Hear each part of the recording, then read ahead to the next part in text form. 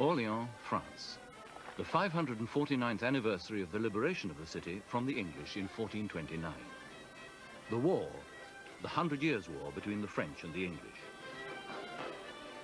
The liberator, Joan of Arc, known as Joan the Maid, or in French, Jehan la Pucelle.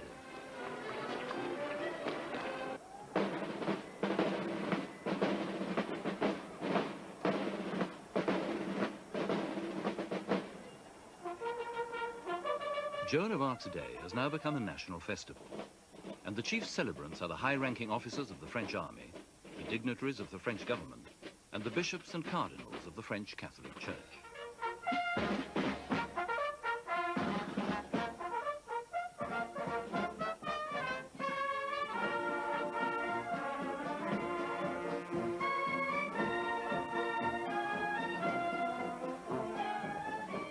The Church, the government, and the army once betrayed and burnt Joan of Arc as a heretic.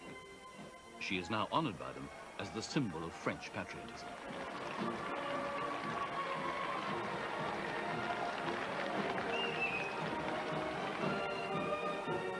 In 1920, this annual celebration had a special significance.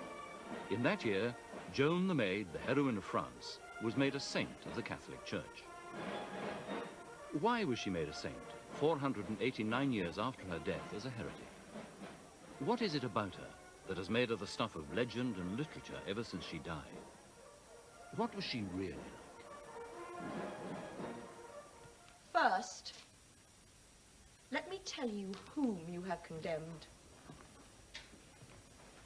Not me, begotten of a shepherd swain, but issued from the progeny of kings, virtuous and holy, chosen from above by inspiration of celestial grace to work exceeding miracles on earth.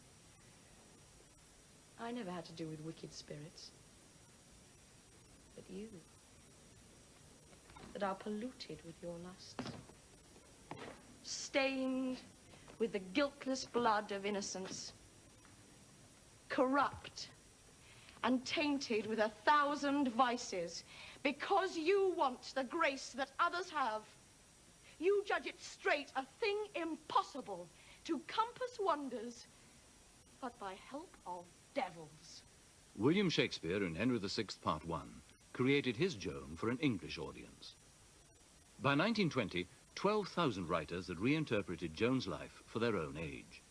She has probably inspired more propaganda than any other figure in European history.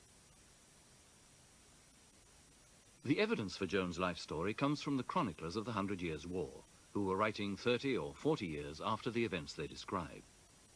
In the illuminated manuscripts of the Armagnac French, the side Joan was on, she appears playing a heroic role in the events of the Civil War.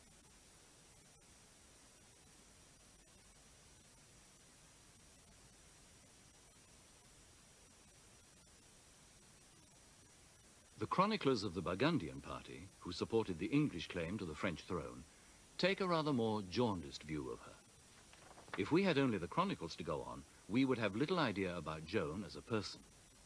But luckily, we have the records of her trial for heresy, in which the clerks of the court wrote down the questions and answers of her interrogation.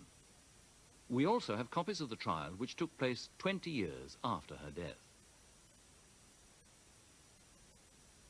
The trial documents, along with other contemporary records, one of which has in its margin the earliest imaginary picture of Joan, enable historians to build up a detailed account of Joan's personality and her role in the 100 Years' War.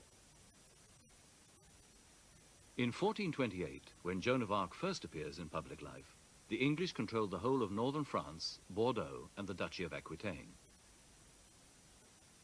Their allies, the Burgundians, led by Philip the Good, held territories in eastern France.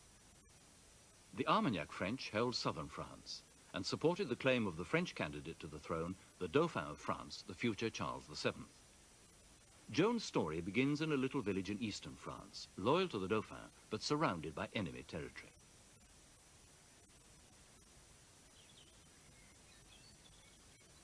Joan was born in Domremy in 1412 or 1413. In this small community, Joan's father, Jacques d'Arc, was an important man. one of the